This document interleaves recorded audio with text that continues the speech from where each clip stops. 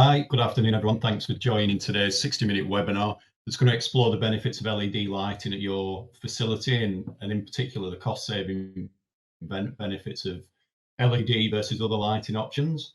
I'm Ed Hunt, I'm Facilities Manager with England Athletics, and this afternoon I'm delighted to be joined by James Brunt, who's the Sports Director at Midstream Lighting, who are England Athletics official lighting partner. We absolutely encourage you to raise comments and ask questions throughout the webinar, and you use the chat box function, which hopefully you can find on your screen. Working hard in the background will be my colleague Andy Anstey, who you can see on screen, and he's going to collate all of your responses and put these to the panel at the end of the main presentation. So without further ado, it's over to James, who can formally introduce himself and tell you a little bit about Midstream Lighting before he engages you in a little bit of audience participation to find out about typical energy costs and lighting at your facilities. So over to you, James. Thank you, Ed, and good afternoon to you. And good afternoon to everyone who's joined today. Appreciate you taking your time out. So firstly, what we're going to do is we're going to talk about LEDs, the benefits about why switching your facilities over to LED lighting now is so critical. Well, firstly, what I'm going to do is just do a little bit of a presentation or just a little bit of a chat about who Midstream Lighting are. So as Ed suggested, we are the official lighting partner of England Athletics. We're an LED lighting manufacturer. We're based in the UK. We manufacture products in Europe and the United Kingdom. We have offices around the world. We have an office in Italy, research and development is in Italy as well, in Milan. We have an office in Florida, and we operate globally, where we're internationally trading in around 60 different countries around the world at the moment. And it's an ever-growing list of countries which we're working in. As a business, as I mentioned, we are the official lighting partners of England Athletics. We're also official partners of Great Britain Hockey in England Hockey, and we're also the first and only lighting provider who's officially certified by the Federation of International Hockey, so FIH. So why Midstream? So one of the things what we do is we're looking at producing products that reduce energy consumption, reducing maintenance costs, minimizing the environmental damage, and vastly improving the quality of lighting. And what we're trying to do is work with clients, potentially like yourself, or many facilities globally around the world to improve lighting, reduce energy costs, and provide something which is going to last for a long time. Why are we experts in sports lighting? So effectively, we want to provide lighting systems, regardless if it's grassroots level, international stadiums, or in between.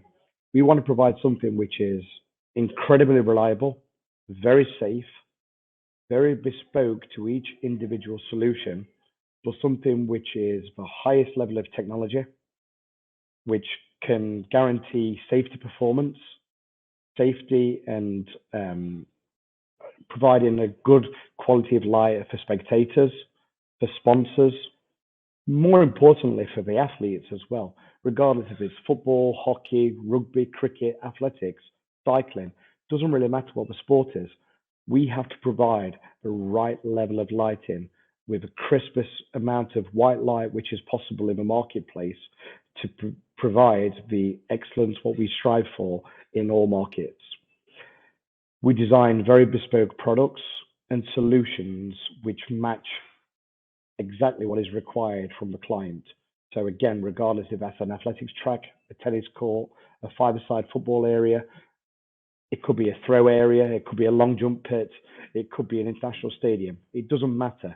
We would always manufacture the products to suit the project rather than just being a product manufacturer. So I suppose where I'm coming from this is that many lighting companies around the world manufacture products and are only interested in their products. Whereas we differ in Midstream Lighting is that we are very much a project solution business. So we manufacture the products to match the project and provide a solution. Okay. Also, across the world of sport, as I've got on the slide here, we provide solutions which are suitable for grassroots right up to international stadiums.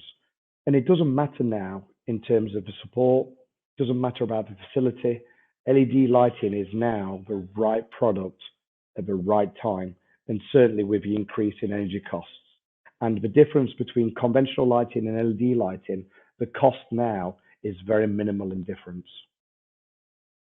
Okay, so as Ed spoke earlier, obviously we're going to go into an interactive poll now, but what I would like you to do is any questions, we want to have this as an interactive session. So any questions which you have during this webinar, then please fire them off, and we'll either answer those during the session or come to them at the end, depending on the questions will come. But firstly, what I would like to do is have a bit of a poll. To your right-hand side, I think, Ed, is that right? You've done that. To the right-hand side, there should be some questions now, or even a poll which you can answer. But what I would like to know from you, if you do know the answer, is how much of your energy costs risen over the past 12 months?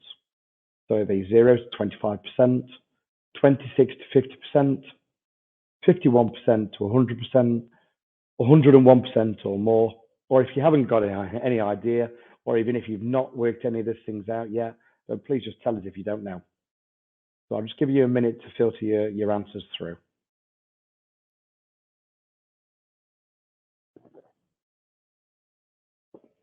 So we've got a few more coming in, James. Okay.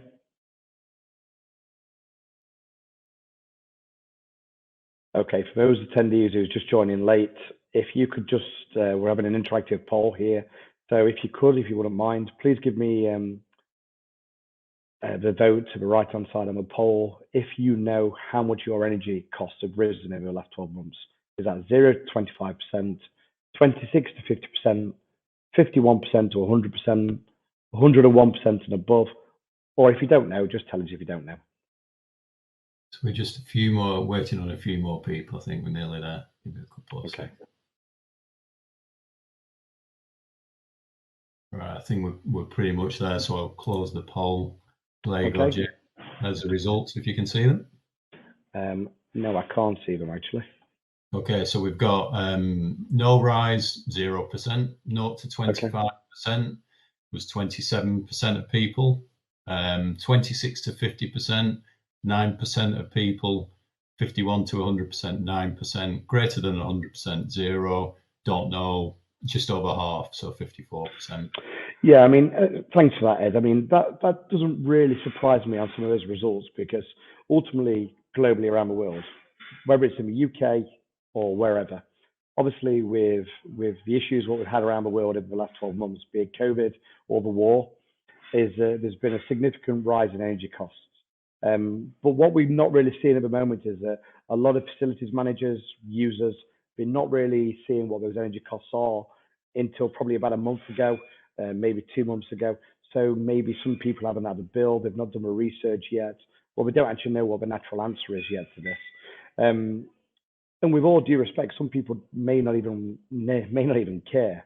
So those answers don't really surprise me. What we are obviously going to see now over the next few months and moving forward throughout this year and potentially even next year is we expect even more energy costs to be rise globally within the UK. It doesn't really matter. What those answers have proven to me now is that because we are the costs of energy, which is going up, is that even more so now is the right time to switch over to LED lighting. And we're going to show you some examples of that moving forward. But it really is critical now to start thinking about the switch to LED lighting. So what we're going to do now is we're going to move on to the next slide. And this just replicates a little bit what I've said. Although a lot of people won't have got the information yet, what we're expecting to see is that energy costs are going to rise by up to 50%. And what can you do about that? Okay, so I'm going to go into another interactive poll. Okay, so Ed, if you wouldn't mind sharing that for me as well, please. And what I would like to know, if possible, is what lighting do you currently have at your facility? So there's LED lighting, there's metal halide lighting, which is a white light. There's sodium, which is either high pressure sodium or what we used to call the old SOX lamps, which is an orangey glow type of light, Or again, if you don't know, if you could let me know as part of this poll, please. Are you able to share the poll, please, Ed, if it's not already done so? Yeah, it's disappeared, but I will quickly create one. Okay, thank you. Modern technology for you. Okay, so we've got LED. Yeah, so it's LED, metal halide, which is white light, sodium lighting, whether it's high pressure sodium or SOX lamps, it's more of an orangey glow. Or if you don't know, once a poll comes up, if you could let me know the types of lighting you have at your facility, please. There we go, it's up now. Brilliant, thank you. Now, what I do expect to see is very few facilities which have got LED lighting. And it seems to be the results starting to come through that the majority of people have metal halide lighting. Sodium lighting is quite an old level of technology, so I expect to see fewer and fewer of those because they're starting to be phased out. And what I'm not expecting people to be is technical boffins on this webinar today. So if you don't know, it's perfectly fine. I think we're pretty much there, Jim. So it's played out the way you anticipate. So LED 15-16%, metal halide just shy of 60%, sodium 8%, don't know 16%. So most of the people on the call know the stuff, they know what they've got. Okay, it doesn't surprise me to see that there's a couple of installations there with LED lighting. In fact, I think one of the people who's potentially on the call today, I know I've not looked at the participants, but I quite expect that Pat's a friend from Mansfield Harriers at Berry Hill, they had a lighting installation completed just over 12 months ago with LED lights. We've also completed, and others have completed LED lighting installations over recent months. So it doesn't surprise me to see there is some LED lighting installations in there. But the truth is that most of the lighting installations in the UK will be metal halide. Even globally as well, there'll be a lot of metal halide facilities, which is white light. So what I'm going to do is probably talk a little bit more about that as we move forward into the slides. Okay, so thank you everyone who voted. So why is it now best to switch over to LED lighting? So the benefits of LED lighting compared to old systems. So what I'm going to talk about is the benefits, the features of LED lighting. So one, superior light quality. That's 100% true. Okay, so with LED lights, you get better color rendering, you get a better color temperature, and you get a crisper, more clearer type of light than you do with any other light around the world. What that means for you is, as a facility, it means that you can see the people, the ball, the javelin, the discus better than you can with any other type of lighting. You can see the colours of the jerseys. You can see the colour of the advertisement boards. You can see the colour of the track, the line markings. Everything becomes so much easier to see. Now, what that means is it means not only from a performance level, it will help with it will help improve the levels of performance because naturally you can see things better. But also what that will mean is it gives a lot more opportunity for you as a facility. Okay, so clearly if you can see somebody's jersey better, that means for photography, for videos, for television, it all becomes clearer and better. The things which people forget about, the finishing line becomes easier to see. So if you've got a 100-meter sprint, you're clearly going to be able to see either the color of somebody's jersey, the color of somebody's skin, so you can see who is finishing over that line first, which is quite critical in athletics. So things like that are very important. And with LED lighting, you can see this now better than you've ever been able to do before. Another benefit, there's no warm-up time. That means such a big difference to facilities because many facilities have to turn their lights on 20, 15 minutes before the lights actually due to be used. The facility might be open. That's for two reasons. One is to stage power because a lot of facilities have power restrictions which doesn't allow them to turn all the lights on at once. And two, actually, to get up to the right lighting level, people have to turn the lights on quite a while before the lights are actually due to be used. so they can actually achieve a correct lighting level. That's clearly if the facility has been maintained well enough. So that's very, very important. Another reason for LED lights is the reduction and need for ongoing expensive maintenance costs. Now, that can save a significant amount of money each year. So what I will do is I'll talk about that later on as a separate item. But with LED lights, you have less maintenance. There's less costs for replacements. So that as a facility will save thousands and thousands of pounds. If that's not each year, then it's during the lifetime of the installation. Again, why LED? It helps minimize your environmental impact. People may not be thinking about the environment as much now, but as we're moving forward and there's more of a more push to have carbon neutral facilities, is that by having LED lights, this provides the opportunity to meet the carbon footprint by switching your lights over to LED.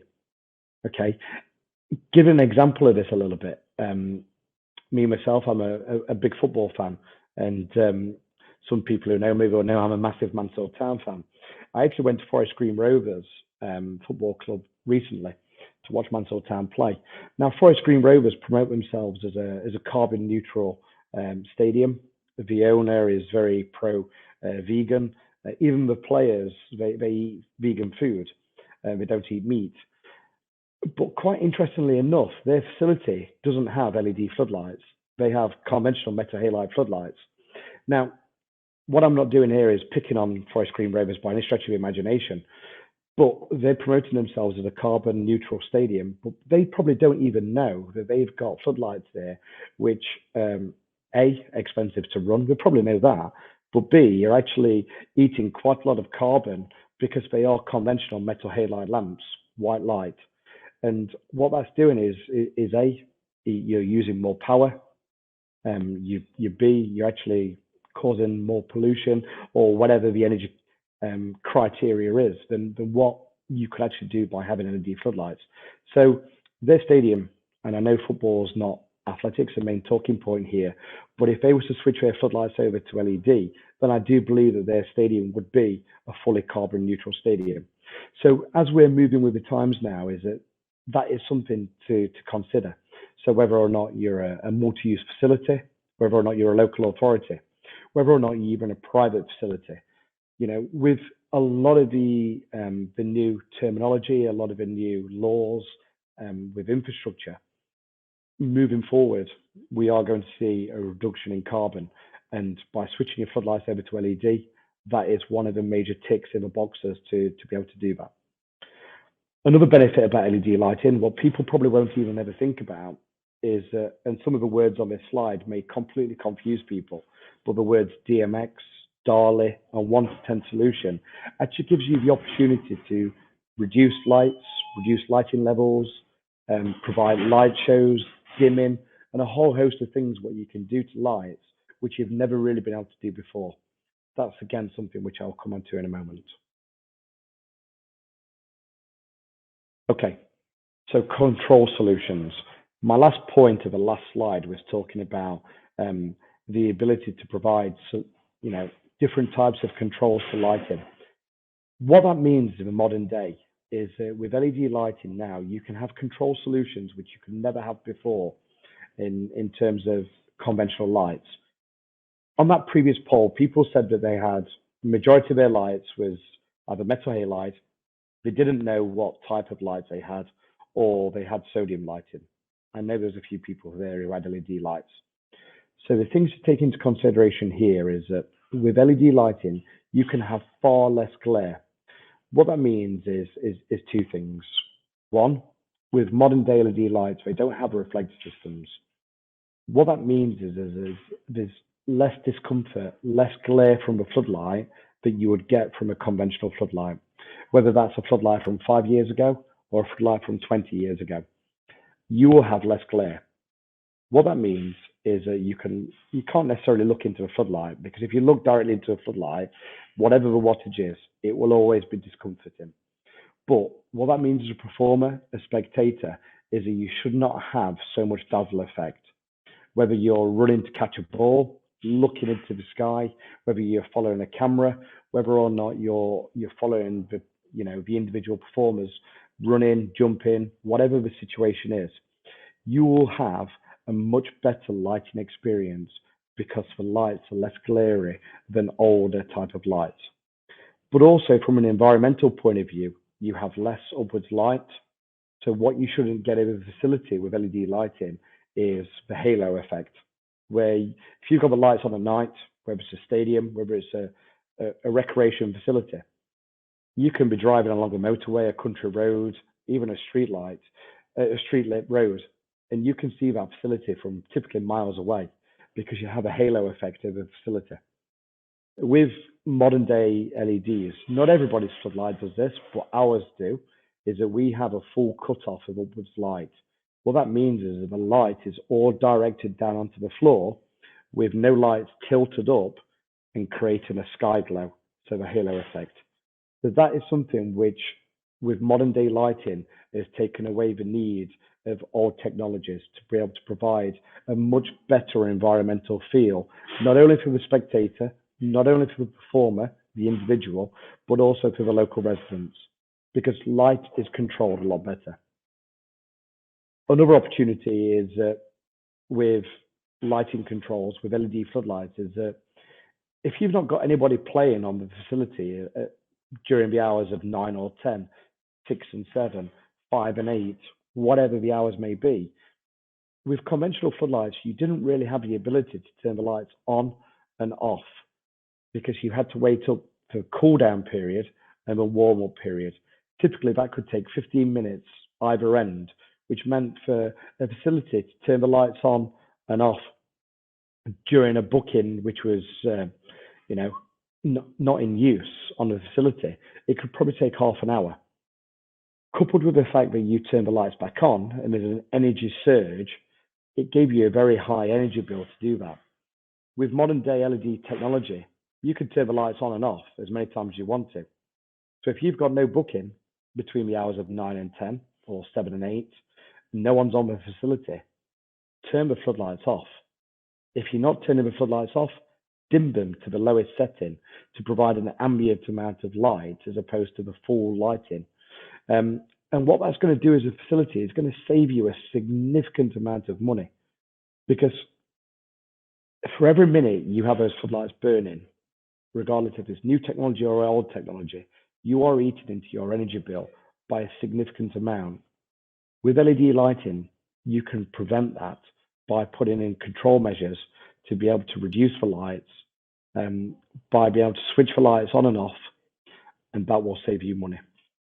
So moving on to the next point is light dimming, which is, I just touched on a little bit there, is that, again, if you've got a facility, Ed will tell you, and many of the facilities we have in England and in the rest of the UK and globally, is that most facilities will turn their lights on at 5 o'clock at night, 6 o'clock at night, 4 o'clock in the afternoon, whatever it may be, and they leave those lights on until 10 o'clock at night. Now, without being judgmental, a lot of facilities are usually operated by a younger person, a receptionist, somebody who's not maybe taking a huge amount of care and responsibility for a facility and just doing a job.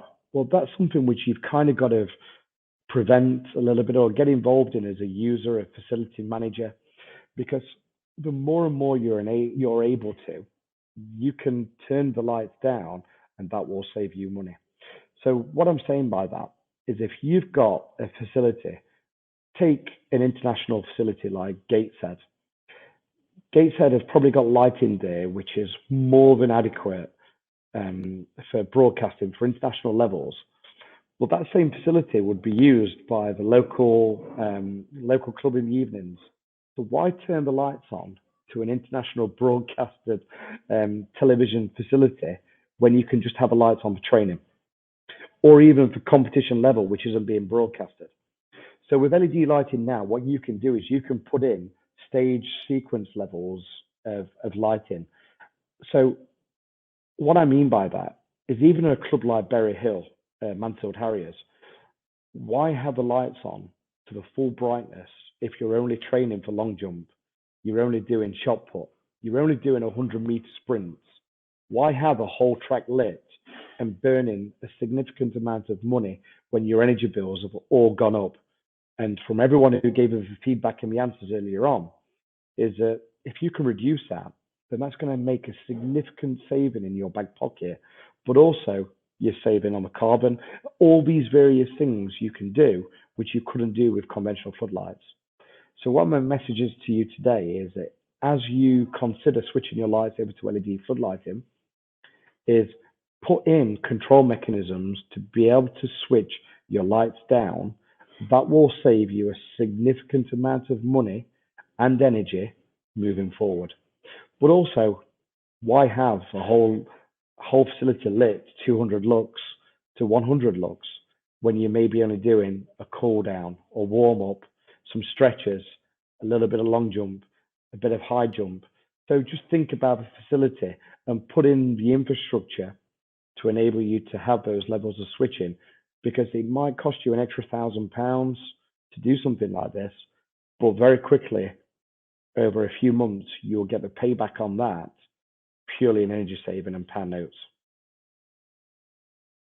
Okay, so moving on to the next slide. So what I'm going to talk about now is a few examples of some of the installations which we've done. So recently, last year, we installed the floodlights at Watford Harriers Athletics Club. Okay, so their old system had 38 floodlights. They was metal halide floodlights, which is white, bright light. Okay, each one of those floodlights was 2 kilowatts. But when you're looking at the energy, the actual floodlight itself was consuming 2.3 kilowatts. That's because once you factor in a ballast, an igniter, and a capacitor, that you would use an extra 0.3 kilowatts to the floodlight. So actually the floodlight was running at 2.3 kilowatts as opposed to a 2 kilowatt floodlight. Now, typically, if you're using a facility of 500 hours per year, then that's being quite economical there. Most outdoor sports facilities would use somewhere in the region between 800 and 1,000 hours a year, anywhere around the world. At 30p per kilowatt hour, that means their old system was costing them, on the assumption they're only using the floodlights of 500 hours, at just over £13,000 per year. The new system, which we provided, actually increased the lighting levels over 200 lux to both a track and in a field, and we supplied and installed 38 floodlights. These are 1.138 kilowatts. So we was less than half in terms of energy consumption over the same amount of hours per year at the same kilowatt hour rate of 30p at £6,500, so £6,693. So that actually gave that facility a saving of 49%. Okay, moving on to the next slide, we're just going to talk about Thurrock Harriers. These had, again, an old conventional system, 24 floodlights, running at 2.3 kilowatts. Over 500 hours a year, at 30p per kilowatt hour, that was at a cost of £8,280 per year, so just over £8,000. We went in, we replaced the floodlights, again with a 1.138 kilowatt floodlight, 24 in number, for using the floodlights of 500 hours a year, on the same kilowatt hour rate of 30p. The actual cost of that was just over £4,000. So just by switching the floodlights over on the same quantity to achieve the correct lighting level, we provided a saving of over 50%. Okay.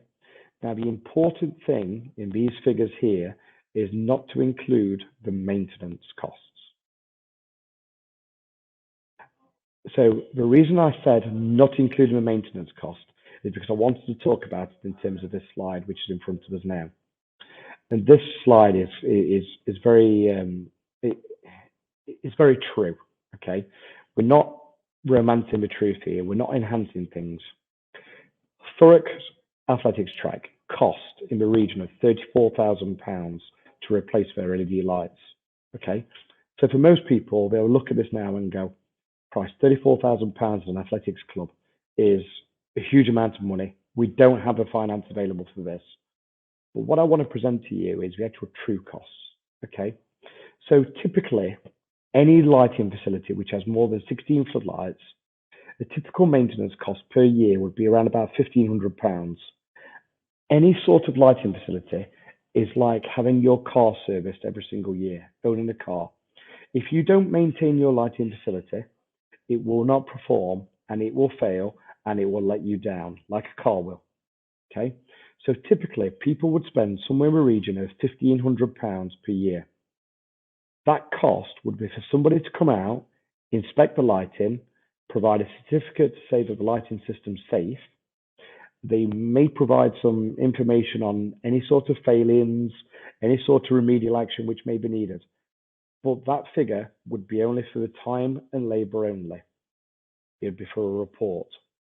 There may be some cleaning involved in that cost, but they wouldn't be a lot more. Now, some facilities will never spend that money. Okay, we know that. It's true. People don't service their cars every year, but sometimes they do fail. And the floodlighting, again, we as lighting manufacturers and experts would always tell you to maintain the floodlights. But as a facility, that's your choice. If you don't want to do that, there's nothing we can do about that. But what I would say to you is if you don't do that, then your maintenance costs will be higher. Okay? Because what will happen is after 2, 3, 4 years, there will be an electrical failure because you've got consumable parts as part of an old floodlighting system. Okay? So even if you're spending your £1,500 a year, that cost doesn't include consumable replacements, which in our old lighting system are lamps, ballasts, capacitors, igniters, maybe some wiring, maybe a few other bits of consumables as well. But they would typically cost around £200 each for lamps and ballasts. That doesn't include labour.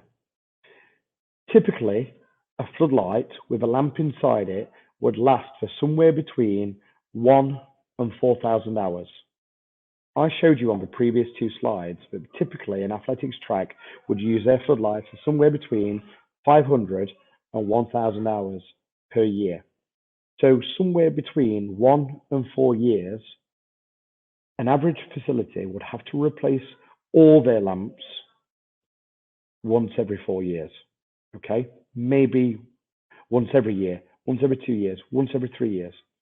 So if you've got 20 floodlights at £200 each just to replace those lamps, that's a significant amount of money to spend per year, per every 2 years, every 3 years, every 4 years. Those costs don't include labour. Now, the labour costs, typically for someone to replace a lamp, could be somewhere in the region of £500 a day. There could be £1,000 a day if you don't have mass lower to the ground and you have to hire a cherry picker. So typically, if you're doing a lamp replacement, that could cost £5,000 every year, maybe every 2 years, every 3 years, and if you're lucky, every 4 years. Okay, so if you take Thoric, which I'm going to go back to on the previous slide, they were saving over £4,000 a year. With the maintenance costs included, effectively what they're probably saving is somewhere between £6,000 and £10,000 per year. When you look at that, the actual payback for this project itself would be saved within 4 years. So where I started this slide off was talking about is that £34,000 seems a lot of money.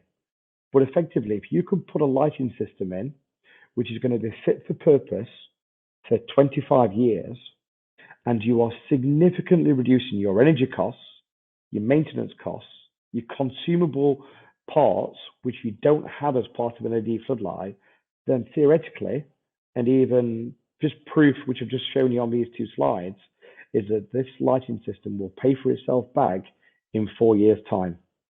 Okay, so this is the exact reason to do this now.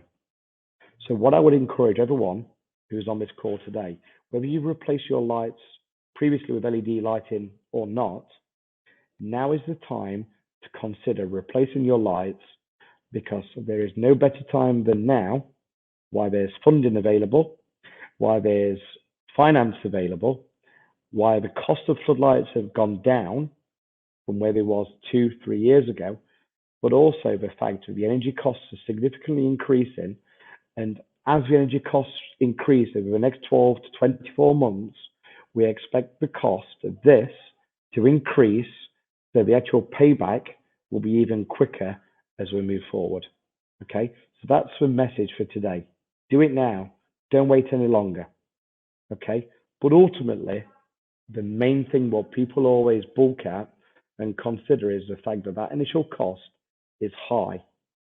So potentially we need to do something about that. So Ed, do you want to just mention about the funding opportunities which are available there?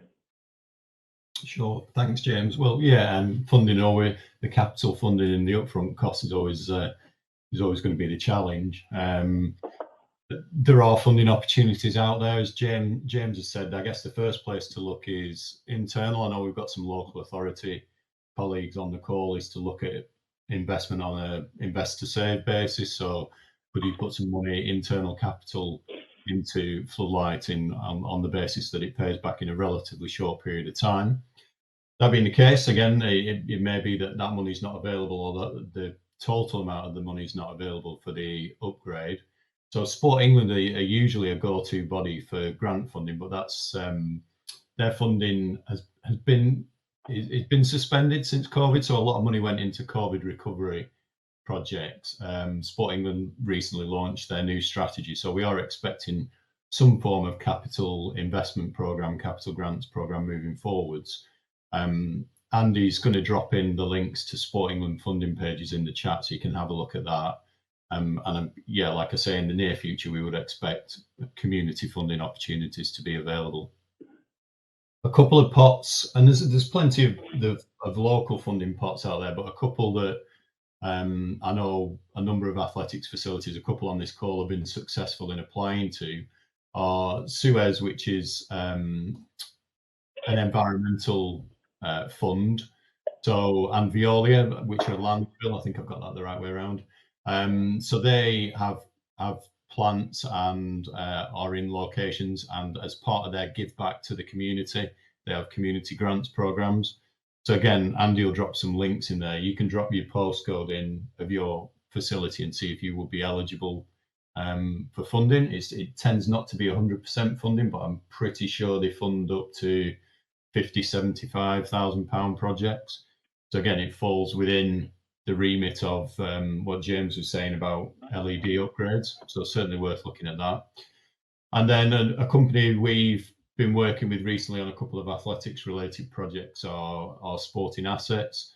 So they can help out with business planning, but also with access to capital grants, and also low interest or zero interest finance in some cases. James is going to talk a little bit more about that in a second. But yeah, again, there's a link to Sporting Assets. It may be worth looking at those guys if you're looking for funding. So I'll hand you back to James, who's going to talk a bit about crowdfunding and finance, but there's just a few options there to look at.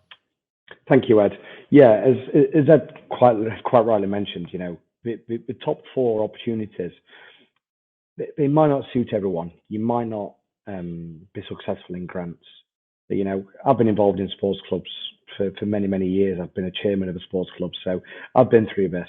And whether or not you're an end user, you're a private facility, or whether or not this is local authority led, grant funding is always going to be a problem.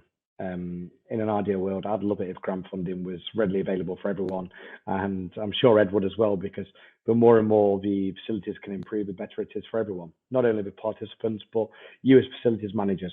But if those grants aren't available for you for whatever reason, then there is other things available. Crowdfunding is such a significant opportunity now for people, and certainly now in the modern day era, as we'd like to call it, is that people have social media, whether it's Facebook, Instagram, TikTok, LinkedIn, Twitter, whatever other avenues there is nowadays, is that why don't you use that as a facility? Because it's an opportunity for you to actually raise some funding. And ultimately, even with a lot of these grants, which Ed mentioned beforehand, is that they're not going to potentially fund 100% of project cost.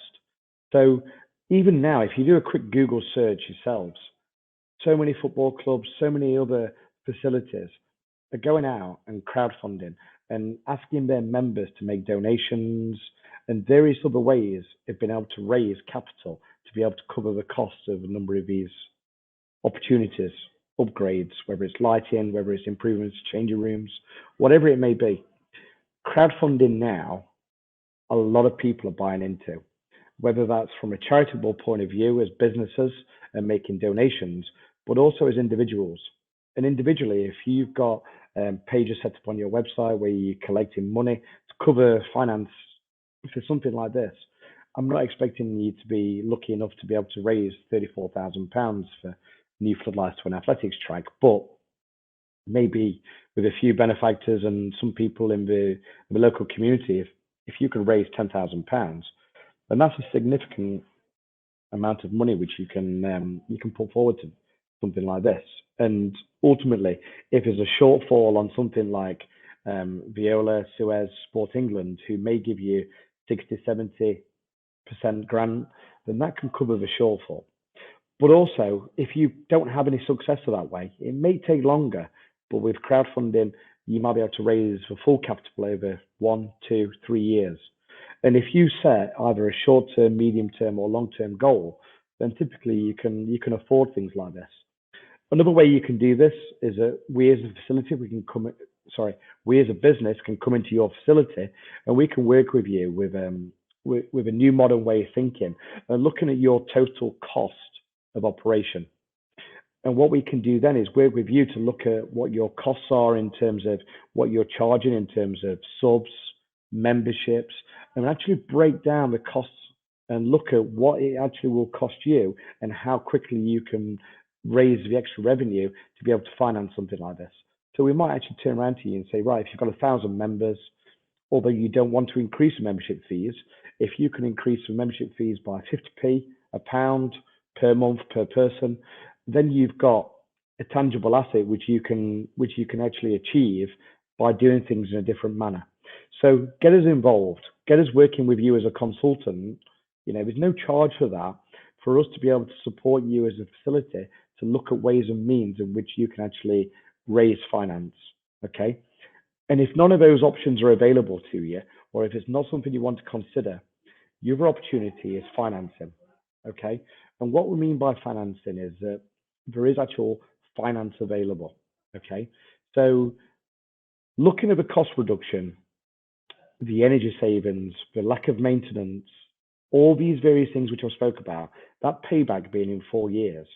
If you can't afford the floodlighting now, why not pay for it over a finance agreement? Why not pay on a monthly basis and offset your monthly payment costs against your energy saving and reduction of costs to finance your floodlighting scheme?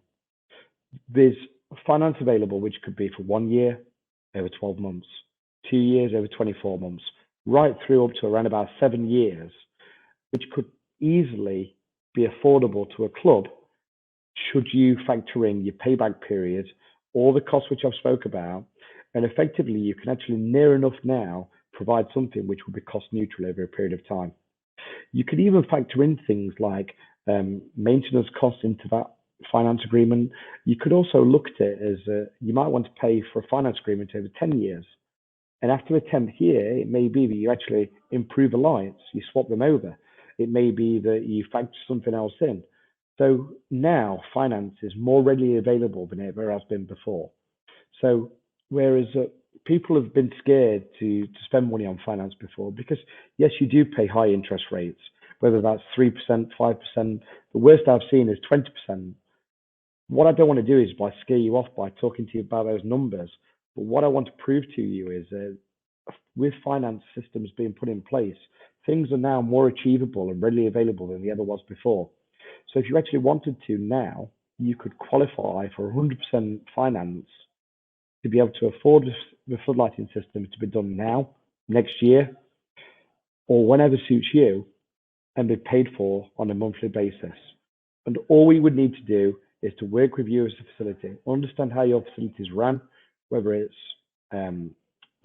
independently run as a facility, whether it's a commercial facility, whether it's even local authority. whether it's a school, a college, a university. All these various things can be factored in to look how you can actually finance this and offset this against your energy costs.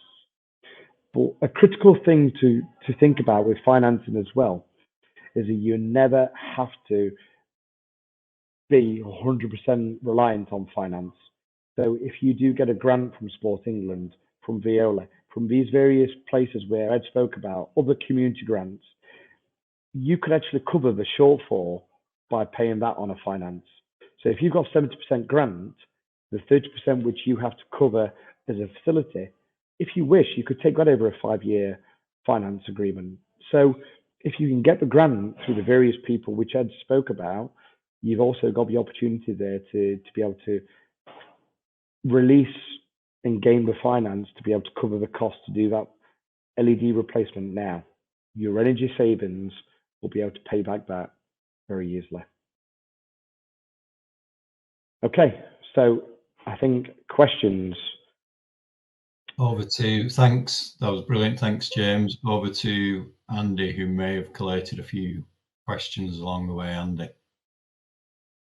Great, thanks. Just the first question was about individual columns and LEDs. So whether actual individual columns can be switched on or off, or whether it's the whole stadium that you have to reduce the power and the ability to operate on a column by column basis.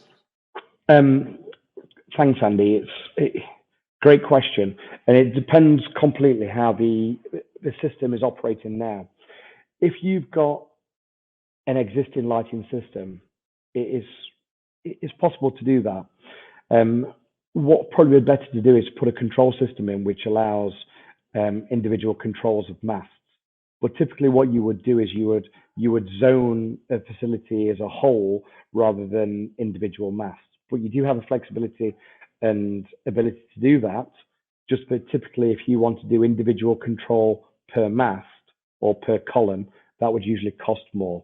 But it's easy enough to do. All you do is put a control system in with either DALI or DMX, which is the technical side. Well, I don't want to bore you on, but effectively with a Bluetooth enabled app or control, you can do that. So it's fairly straightforward to do. All we need to do is get in, have a look at the site, look at what the opportunities are, and then work out what the cost is. But there's plenty of software out there, hardware out there available to do that. So it's just understanding the site, understanding what the existing infrastructure is, and then putting a solution forward. Great, thank you. Next question is, why do LEDs use less energy than metal halide? Great question. One is the technology has significantly increased over a period of time. So typically a 2 kilowatt floodlight is replaced by around about somewhere, it depends on different manufacturers, between 1,000 watt and 1.5 kilowatts. The main reason for the difference between the two is quite straightforward. With traditional lighting, is that you would typically lose somewhere between 20 and 40% performance by buildup of carbon, by dirt, and by a lack of performance of a lamp, rather than an LED being significantly better in terms of energy reduction. The problem is more to do with the old technology being so unreliable, and the floodlights themselves would degrade very quickly. So when you put an older technology floodlight installation in, after 100 hours, the floodlight is actually working negatively and degrading very, very quickly over a period of time. Even when you do a maintenance of that lamp, that floodlight, after 3-4 years, you're only going to improve a floodlight performance by about 80%. So yes, LED lights are higher performing, they're more reliable. They would only have a loss of about 5% over a period of life. But with an older type of floodlight, the energy is lost more in the technology than actually the output of the energy. It's more about the degradation of a product. So the product isn't built to last for the long term. It's only built to last for a few years. So it's more to do with the technology side of it, which causes the losses, and what any old style technology floodlight would be is that the designer of that product, that project, would always allow for the system to be 20 to 40% overlit on day one, knowing that once the performance of the light drops, you're actually getting to the maintained lighting level. So yes, LEDs consume less power. Yes, they're more reliable. Yes, you can get more light per lumen watt, but the main failure is down to the old technology not being reliable enough. So that is where the losses of energy are. So hopefully I answered that question. Great, thanks, Jane. Next question, you may well answer during that question, but it's degradation. So basically saying for metal halides, obviously the output reduces over time, and the extent to which that happens with LED or not. Sorry, Andy, can you just repeat that again? I think I don't know if it was my signal or your signal. One of them just cut out a little bit.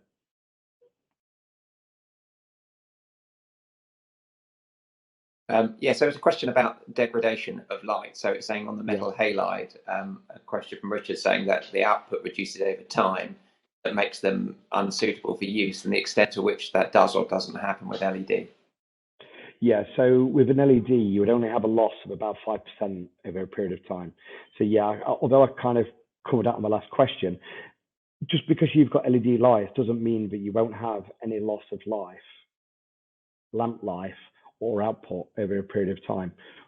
But with the LED, it's designed not to lose the light and the output, the lumen output, like an old traditional lamp is. So because you've got a huge amount of LEDs, so over a 1 kilowatt floodlight, you might have 124 individual LED units as opposed to one lamp. The essence of reliability is significantly higher with LEDs than it is with one lamp. With the one lamp, once it's in a floodlight at 20 meters high, 15 meters high, the floodlight is constantly shaking in the wind.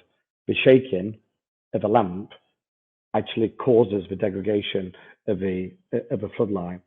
With modern technology floodlights with the LED now, because you've got the 124 units and they're not controlled like an old lamp was, you don't have that loss, and you don't have gas.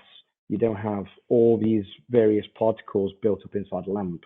So because of that, with an LED being electronic, is you don't have the losses like you would do with the old traditional floodlights. But what you would still get with an LED floodlight is you would still get a buildup of dust on the floodlight, dirt, bird poo, all these various things. If you're the side of a motorway, you get pollution on the lights. If you're in a dusty, sandy environment, if you're in somewhere which is next to the sea, then the recommendation from us would be is every single year clean the floodlights, and that would get you back up to 100% performance with LED floodlights. At worst, you would lose 10% on that. At best, you lose 5%. But we factor that into the designs. You don't get the degradation with the LED floodlight as you would do with the old floodlight. Hopefully that answers that. Andy, I think we've probably got time for one more question.